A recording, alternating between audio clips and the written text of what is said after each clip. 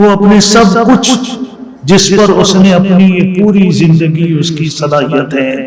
وقت، سب کچھ لگایا ہوتا تھا، ان سب چیزوں سے اب یہ کٹ رہا ہے اور جدا ہو رہا ہے اور کسی ایسے اجنبی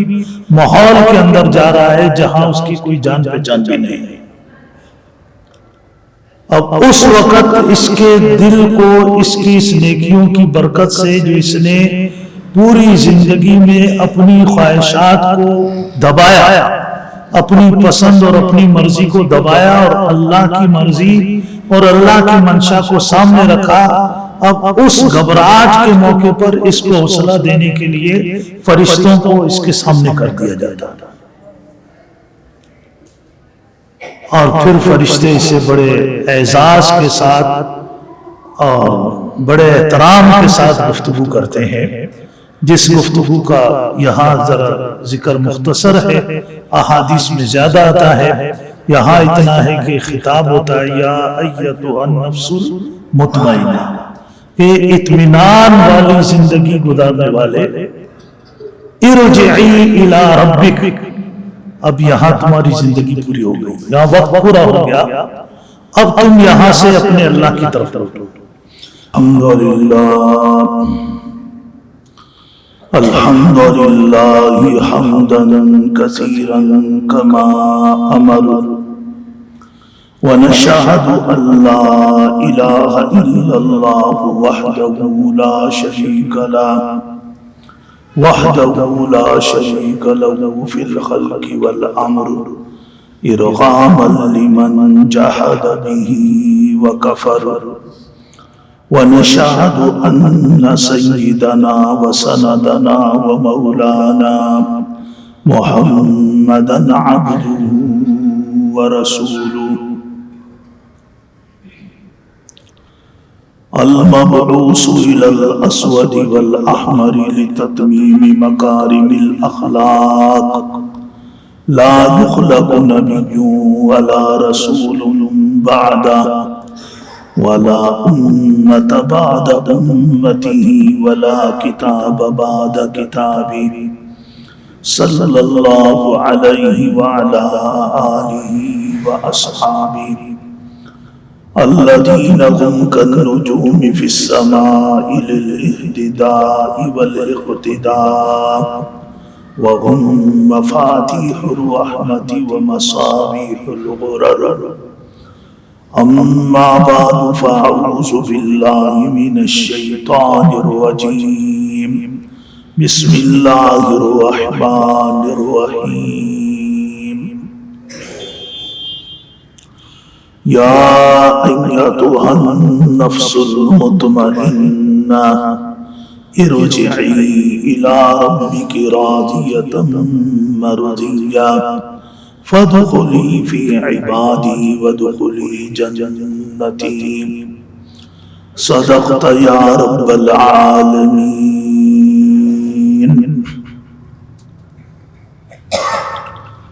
واجب الاحترام گرامی قدر معزز حاضرین محفل، السلام علیکم ورحمۃ اللہ وبرکاتہ. قرآن کریم فرقان مجید کی چند آیات مبارکہ کی تلاوت اور سماعت کی ابھی سعادت حاصل ہوئی ہے.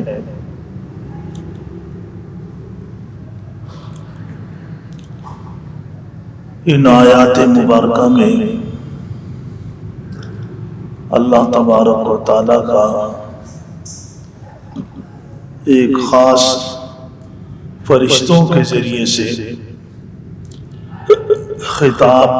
اور احساس کا ذکر ہے، اور یہ اللہ کے ان نیک بندوں کے لیے ہے کہ جو دنیا کی اس مختصر زندگی کو اللہ کے تکوینی اور تشریعی فیصلوں سے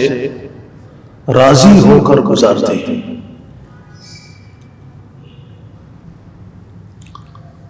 کچھ فیصلے اللہ کے تکوینی ہیں جس میں انسان کے ساتھ وہ کچھ ہو جاتا ہے جو اللہ پاک چاہتے ہیں. انسان بیمار ہو جاتا ہے، انسان کی کسی رشتہ دار کی موت واقع ہو جاتی ہے، کسی دوست پر کوئی تکلیف آ جاتی ہے، کوئی مال کی کوئی پریشانی آ جاتی ہے، یہ تکوینی فیصلے کہلاتے ہیں. اور ایک تشریعی فیصلے ہیں کہ جو اللہ کی یہ شریعت مبارکہ ہے ہمارے سامنے قرآن پاک میں، احادیث مبارکہ میں جو ہماری زندگی کے متعلق احکامات ہیں، یہ اللہ کے تشریعی فیصلے کہلاتے ہیں. تو اس میں جس نفس کو نفس مطمئنہ کہا گیا کہ یا ایتھا النفس المطمئنہ،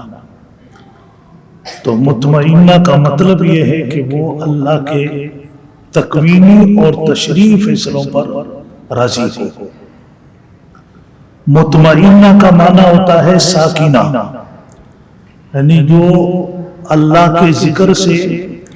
اور اللہ کے اطاعت سے جو دل سکون پاتے ہیں. جیسے قرآن پاک میں ایک جگہ اللہ نے ارشاد فرمایا الا بذکر اللہ تطمئن القلوب الذین آمنوا وعملوا الصالحات. تو فرمائے کہ جو ایمان والے ہیں ان کے دل اللہ کی یاد سے، اللہ کی اطاعت سے سکون اور اطمینان پاتے ہیں. یہ ایک معیار ہے انسان کے سامنے جو قرآن کریم نے رکھا ہے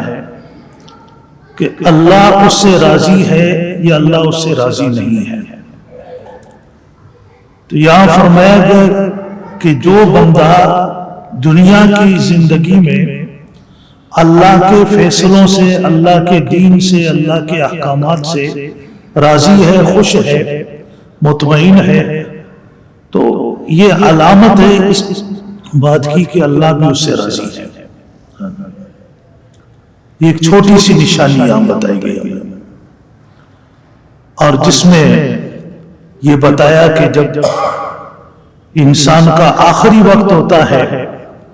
جسے ہم عالم نزا کہتے ہیں، تو اس وقت چونکہ یہ انسان پھر دنیا کی طرف پلٹ کر آتا نہیں ہے، اب اس نے آگے جانا ہے، تو اس لیے عالم نزا کے موقع پر ابھی اگرچہ اس کی پوری جان نکلی نہیں ہے، لیکن چونکہ اب اس کا سفر اگلا ہے اور اس نے ابھی ادھر نہیں آنا، تو اس لیے بعض چیزیں وہاں کی اس کو نظر آنی شروع ہو جاتی ہیں. اور جن میں سے خاص طور پہ وہ فرشتے جو اس کی روح نکالنے کے لیے آئے ہوتے ہیں وہ نظر بھی آ رہے ہوتے ہیں اور ان کی باتیں بھی یہ سن رہا ہوتا ہے.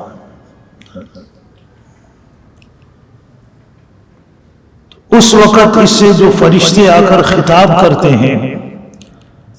تو یہ ان لوگوں کا جو اپنی زندگی اللہ اور اس کے رسول صلی اللہ علیہ وسلم کی منشا کے مطابق گزارتے ہیں. خواہشات ہر انسان کے دل میں ہے، یہی تو انسان کا امتحان ہے کہ خواہشات کا سمندر اس کے دل میں موجزن ہے، لیکن یہ اپنے خواہشات کا راستہ چھوڑتا ہے، یہ اللہ کی مرضی اور منشا کے مطابق چلتا ہے. جیسے اس میں ہم اس پہلو سے بھی دیکھتے ہیں کہ بعض بچے جب بڑے ہو جاتے ہیں ان کی اپنی خواہش ہوتی ہے، ماں باپ کی اپنی ہوتی ہے، تو بعض بچے اپنی خواہش کو ماں باپ کی خواہش پہ قربان کر دیتے ہیں کہ چلو جیسے میرے ماں باپ چاہ رہے ہیں میں ایسے کر لیتا ہوں. اور پھر زندگی میں سب لوگ اس کا تجربہ کرتے ہیں کہ جو بچے اپنی خواہش کو چھوڑ کر ماں باپ کی خواہش کو ترجیح دیتے ہیں تو وہ بچے دنیا میں بڑا سکون اور اطمینان اور عزت پاتے ہیں. یہ بھی ایک تجربہ ہم کر تو یہی چیز سیم پھر اللہ اور اس کے رسول صلی اللہ علیہ وسلم کے ساتھ ہے کہ جو لوگ اپنی خواہشات کو چھوڑ کر، اپنی مرضی اور پسند کو چھوڑ کر اللہ اور اس کے رسول صلی اللہ علیہ وسلم کی پسند اور مرضی اور منشا کے مطابق زندگی گزارتے ہیں، تو پھر انہیں دنیا کے اندر بھی ایک ترقی عزت، سکون، اطمینان، یہ ساری چیزیں اللہ کی طرف سے اسے ملتی ہیں۔ اور مرتے ٹائم جو خاص طور پر وہ چونکہ ایک حادثہ ایسا ہوتا ہے کہ انسان کے اوپر یہ سب سے بڑا حادثہ ہوتا ہے موت کا، کہ اس میں وہ اپنے سب کچھ جس پر اس نے اپنی پوری زندگی، اس کی صلاحیتیں، وقت، سب کچھ لگایا ہوتا ہے، ان سب چیزوں سے اب یہ کٹ رہا ہے اور جدا ہو رہا ہے اور کسی ایسے اجنبی ماحول کے اندر جا رہا ہے جہاں اس کی کوئی جان پہچان بھی نہیں ہے۔ اب اس وقت اس کے دل کو اس کی اس نیکیوں کی برکت سے جو اس نے پوری زندگی میں اپنی خواہشات کو دبایا، اپنی پسند اور اپنی مرضی کو دبایا اور اللہ کی مرضی اور اللہ کی منشا کو سامنے رکھا، اب اس گھبراہٹ کے موقع پر اس کو حوصلہ دینے کے لیے فرشتوں کو اس کے سامنے کر دیا جاتا، اور پھر فرشتے اسے بڑے اعزاز کے ساتھ اور بڑے احترام کے ساتھ گفتگو کرتے ہیں، جس گفتگو کا یہاں ذرا ذکر مختصر ہے، احادیث میں زیادہ آتا ہے، یہاں اتنا ہے کہ خطاب ہوتا ہے یا ایتھا النفس المطمئنہ، کہ اطمینان والی زندگی گزارنے والے، ارجعی الی ربک، اب یہاں تمہاری زندگی پوری ہو گئی، یہاں وقت پورا ہو گیا، اب تم یہاں سے اپنے اللہ کی طرف لوٹو۔ اگرچہ اللہ یہاں بھی ہمارے ساتھ ہے، وَنَحْنُ أَقْرَبُ إِلَيْهِ مِنْ حَبْلِ الْوَرِيدِ، اللہ ہماری شہرک سے بھی زیادہ ہماری قریب ہے، لیکن ان کا مقصد یہاں یہ ہوتا ہے کہ جس مقام سے تمہیں نکال کر اور تمہارا اس جسم کے ساتھ رشتہ جوڑا گیا تھا، اب تم واپس اس مقام کی طرف جاؤ، وہ مقام جس کو قرآن کریم نے علیین کے نام سے متعارف کرایا، اور یہ علماء نے لکھا ہے کہ عرش کے پاس ایک جگہ ہے جو نیک لوگوں کی روحوں کا اصل مستقر ہے، یہ روحیں وہاں ہوتی ہیں۔ جب کسی کو اللہ نے دنیا میں بھیجنا ہوتا ہے تو پھر جو ماں کے پیٹ میں بچے کے اعضاء تیار ہو جاتے ہیں تو وہاں سے اس روح کو یہاں بھیجا جاتا ہے، اور پھر وہ اس جسم کے ساتھ ساتھ جب تک اس کی یہاں زندگی ہے جتنی ہے وہ روح اس کو سنبھالتی ہے، اور یہ وقت جب دوبارہ اس پر نزاکہ آتا ہے اور اس کی زندگی دنیا کے سفر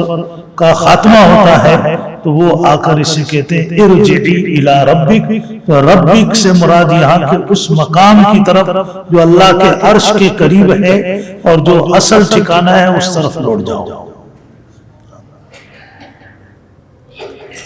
حدیث میں آتا ہے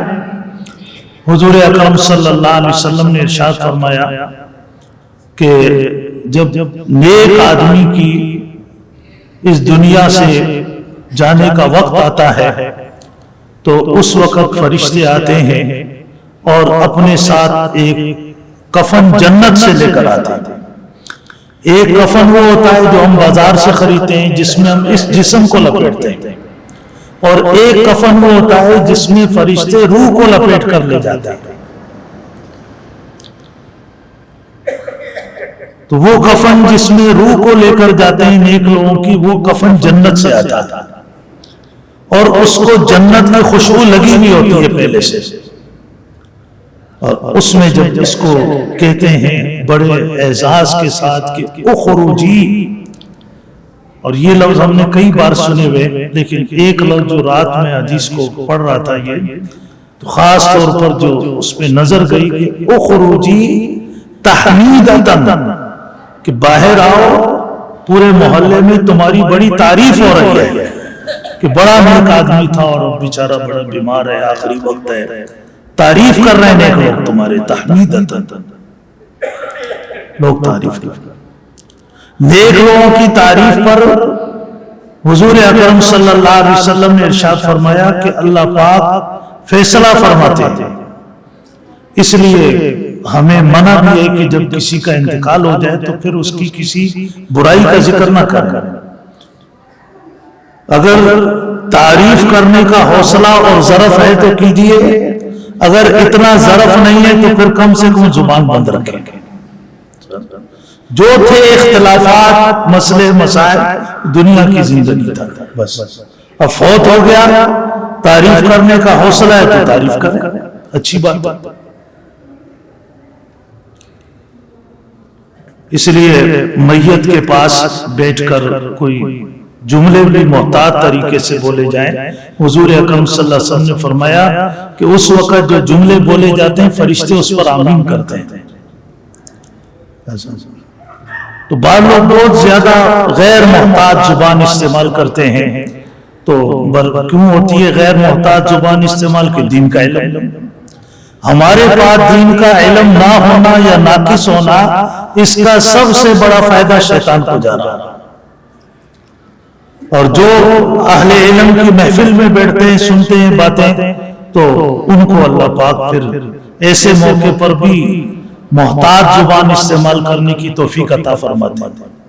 اور وہ جو جملے زبان سے اچھے نکالتے ہیں، اس کا فائدہ صرف میت کو نہیں ہوتا، اس کا فائدہ خود اس بندے کو بھی ہوتا ہے جو اچھے جملے زبان سے نکالتا ہے. تو آپ فرشتے کہتے ہیں اخرجی تحمیدۃ، کہ آؤ باہر، تمہاری پورے محلے میں تعریف ہو رہی ہے، لوگ کہہ رہے ہیں بڑا اچھا آدمی تھا، آ جاؤ ابھی، اب اللہ کے پاس تمہارے جانے کا وقت ہے. پھر فرمایا کہ اس کی روح کو نکال کے پھر یہ فرشتے جو روح نکالنے والے ہیں، یہ پھر اس روح کو دوسرے فرشتوں کی طرف، جو دو فرشتے الگ سے آتے ہیں، کپڑے میں لپیٹ کر جنت والے کفن میں ان کے حوالے کر دیتے ہیں، اور وہ لے کر پھر اس کو علیین کی طرف جاتے ہیں. تو آسمان پہ یہ راستے بنے ہوئے ہیں، ان راستوں سے جہاں سے گزرتے ہیں فرشتے پوچھتے ہیں کہ بہت اچھی عمدہ خوشبو آ رہی ہے، یہ کس کی روح ہے؟ وہ اس کا نام بتاتے ہیں جو دنیا میں اس کا نام ہوتا ہے. کہتے ہیں ماشاءاللہ روح بھی بڑی مبارک ہے، وہ جسم بھی بڑا مبارک تھا جس جسم کو اس نے آباد کر کے رکھا ہوا تھا. اور تو اس طرح فرشتوں کے جس گروہ پر گزرتے ہیں تعریف ہوتی ہے، یہاں تک کہ ان کو علیین کے پاس لے جایا جاتا ہے. پھر اللہ پاک فرماتے ہیں کہ اس کو قیامت تک کے لیے علیین میں ٹھہرا دیا جائے. اور اگر خدا نہ خواستہ وہ بندہ ایسا ہے جو شیطان کے ورغلانے میں اور نفس امارہ کی تلبیس میں مبتلا رہا پوری زندگی، اور اس طریقے سے اس کی زندگی اللہ اور اس کے رسول صلی اللہ علیہ وسلم سے بغاوت کے اندر گزر گئی، اللہ پاک حفاظت فرمائے، تو اس کے لیے بڑا خطرناک ہوتا ہے. اس میں فرشتے جب آتے ہیں تو یہی لفظ یوں کہتے ہیں اخرجی ذمیمۃ، باہر نکلو. پورے محلے میں کہہ رہے ہیں اچھا مر جائے جان چھوٹ جائے گی، سب لوگ تم سے بیزار ہیں، تنگ ہے، حال محلہ تم سے تنگ ہے، باہر لوگ تمہاری برائی کر رہے ہیں. اور پھر اس کو لے جاتے ہیں، اور حضور اکرم صلی اللہ علیہ وسلم نے فرمایا کہ اس سے انتہائی بدبو آتی ہے. اور علماء نے لکھا ہے، حدیث کے اندر یہ جملہ آتا ہے کہ آپ نے اس روح کا تذکرہ کرتے ہوئے اپنی چادر کا کونا اپنی ناک پہ رکھ دیا. علماء نے لکھا ہے کہ اللہ نے حضور اکرم صلی اللہ علیہ وسلم پر وہ سین منکشف کر دیا اور وہ بدبو آپ کو محسوس ہونے لگی. فرمایا اتنی بدبو آتی ہے کہ فرشتے بھی اس سے تنگ ہوتے ہیں. اور پھر اس سے کہتے ہیں کہ بھی یہ پوچھتے ہیں کہ یہ بدبودار روح کس کی ہے، بتایا جاتا ہے، اس بندے کا نام لیا جاتا ہے اور اس کا ذکر ہوتا ہے. پھر کہتے ہیں انتہائی گندی روح تھی، اور جس جسم کو آباد رکھا وہ بھی گندا تھا. اور اس طرح کرتے ہوئے اس کو لے جاتے ہیں اوپر، لیکن پہلے ہی آسمان پر اس کو اجازت نہیں ہوتی، دروازہ نہیں ہوتا، وہیں سے حکم ہوتا ہے اس کو پٹخ دو نیچے. تو سجیین ایک مقام ہے جو جہنم کے پاس ہے، اس مقام کی طرف اسے لے جاتے ہیں اور وہاں لے جا کر اس کو چھوڑ دیا جاتا ہے. تو اللہ کی یہ ساری باتیں ہم سنتے ہیں، قرآن پاک میں بھی آ گئی، حدیث مبارکہ میں اس کی تفصیل آ گئی. لیکن بات یہ کہ اللہ سے دعا کرنی ہے کہ اللہ ہمیں ان لوگوں میں شامل کرے کہ جن کو مرتے وقت یا ایتھا النفس المطمئنہ کا خطاب، اور موت کا کوئی پتہ ہی نہیں. ایک آج کل تو ویسے ہی بہت زیادہ ہو گئی ہیں، اور بڑے مقصد یہ کہ معمولی سا کوئی سبب بنتا ہے، بیماری بنتی ہے، پتہ چلتا ہے فلاں بندہ دنیا سے چلا گیا. علامہ رومی رحمۃ اللہ علیہ نے بڑی عجیب بات کہی. انہوں نے فرمایا کہ یادداری کے وقت نے زیادہ نے تو گریاں بودی ہما خندہ. فرمایا گھر والوں سے پوچھ لو یا ویسے بھی انسان کو ادھر ادھر سے سن کے پتا چل جاتا ہے کہ جب بچہ پیدا ہوتا ہے تو روتا ہوا آتا ہے دنیا میں، وہ رو رہا ہوتا ہے۔ فرمایا تمہیں یاد ہے کہ جب تم پیدا ہو رہے تھے رو رہے تھے اور گھر والے سب خوشیاں منا رہے تھے، کوئی کہہ رہا تھا مبارک ہو پوتا ہو گیا، کوئی کہہ رہا تھا مبارک ہو نواسا ہو گیا، بیٹا ہو گیا، نواسی ہو گئی، مبارکباد دے رہے تھے اور تم رونے میں لگے ہوئے تھے۔ فرمایا کہ اب ذرا ان لوگوں کو بھی ایک چوٹ لگا کے جاؤ۔ وقت رفتنے تو وقت مردنے تو چنازیس کے وقت مردنے تو ہما گریاں و تو خندہ بودی۔ اب جب تم جاؤ دنیا چھوڑ کے تو لوگ تمہیں یاد کر کے روئیں اور تمہارے چہرے پہ مسکراہٹ ہو۔ اب مسکراہٹ کے ساتھ جاؤ دنیا سے۔ تو مسکراہٹ کب ہوتی ہے؟ یہ سوال حضرت عائشہ رضی اللہ تعالیٰ عنہ نے حضور اکرم صلی اللہ علیہ وسلم سے کیا۔ آپ نے فرمایا کہ جو بندہ اللہ سے ملاقات چاہتا ہے تو اللہ بھی اس کی ملاقات چاہتا ہے، اور جو اللہ سے ملاقات نہیں چاہتا تو اللہ بھی اس سے ملنا نہیں چاہتا۔ تو سید عائشہ رضی اللہ تعالیٰ عنہ کا بڑا فہم بلند تھا۔ انہوں نے پوچھ لیا اللہ کے رسول، اللہ سے ملاقات تو موت کے ذریعے سے ہوگی، جب مریں گے تو اللہ سے ملیں گے، اور موت کو تو کوئی بھی نہیں چاہتا، نیک ہو برا ہو مرنا تو کوئی نہیں چاہتا۔ تو آپ نے فرمایا نہیں، اس کا یہ مطلب نہیں جو تم سمجھی ہو۔ فرمایا یہ اس وقت کی بات ہے جب کہ فرشتے سامنے آ جاتے ہیں تو اس وقت جو نیک آدمی ہوتا ہے اس کے سامنے اس کی جنت کر دی جاتی ہے، اس کا وہ مقام کر دیا جاتا ہے۔ اب یہ چاہتا ہے کہ میں وہاں چلا جاؤں، تو جب یہ چاہتا ہے چلا جاؤں تو اللہ بھی چاہتے ہیں آ جاؤں۔ اور جو غلط قسم کا انسان ہوتا ہے تو اس کے سامنے جہنم کر دی جاتی ہے، وہاں کی مار کٹائی، وہاں کی تکلیفیں، وہاں کا عذاب، تو وہ نہیں چاہتا کہ میں ادھر جاؤں، تو پھر اللہ بھی نہیں چاہتے کہ اس کی مجھ سے ملاقات ہو۔ تو یہ سب کچھ جب ہوگا جب اس مختصر وقت کو ہم اپنی مرضی منشا چھوڑ کر اللہ کی مرضی اور منشا کے مطابق لائیں گے، اور یہ ہمارے لیے شاید مشکل ہو لیکن اللہ کے لیے آسان ہے۔ ہم اللہ سے دعا کریں کہ اللہ ہم آپ کا نیک بندہ بننا چاہتے ہیں، بس ہمیں اپنا نیک بندہ بنا لیں، ہمیں اپنے نیک بندوں کے اندر شامل فرما لے۔ اللہ سے انسان یہ دعا کر لے تو اللہ کے لیے آسان ہے۔ اللہ نے فرمایا وَلَوْ شِئْنَا لَآتَيْنَا كُلَّ نَفْسٍ هُدَاهَا، ہم چاہیں تو سب کو سیدھے راستے پر لے آئے۔ اللہ کے لیے کوئی مشکل نہیں ہے۔ اللہ ہمیں سمجھنے کی عمل کی توفیق نصیب فرمائے۔ وآخر دعوانا الحمدللہ رب العالمین۔